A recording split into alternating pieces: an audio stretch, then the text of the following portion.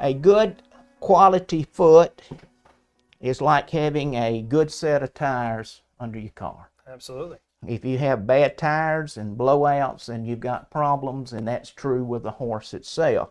Now, dry weather is going to affect the foot of the horse, yes. It's going to affect the whole horse, yes. And we're going to talk about some management things here in just a few minutes that we need to put into play to help address this particular situation and lessen the effect that heat and the dryness is going to have on the horse itself. Of course, one of the things when we talk about dry conditions there, and Mr. Will, if you will put up slide number 1 for me before I forget, we've got a couple of feet here. The one on the left, as you look at it, is a typical thoroughbred foot there. Absolutely. In itself. That horse is going through some dry conditions. We have some cracking that's going on there. Of course, as you can see, this horse is right at the point where it needs to be reset. The other foot on the right-hand side is a quarter horse there. The horse has had shoes in the past.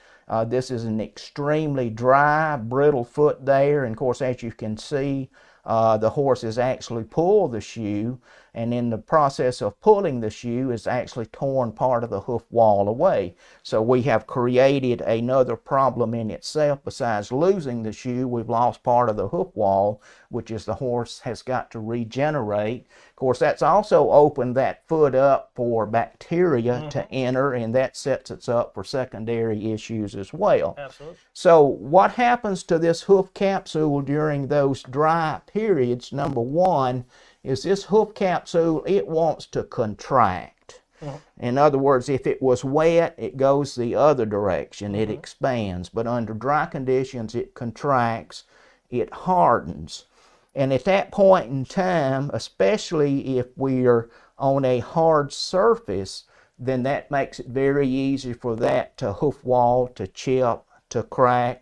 And if we're not doing a good job in keeping that hoof capsule balanced, then a lot of times we're going to end up some quarter cracks and things along this line itself.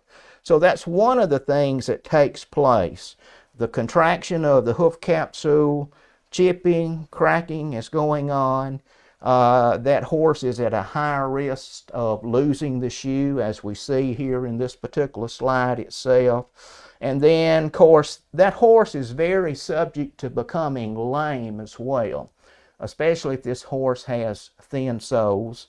With dry conditions, the ground is extremely hard there, and a lot of times that's going to put more pressure on the sole and against the coffin bone itself, and that horse can be a little bit ouchy at that point as well. Absolutely. So that's essentially what happens to that hoof capsule during dry periods itself.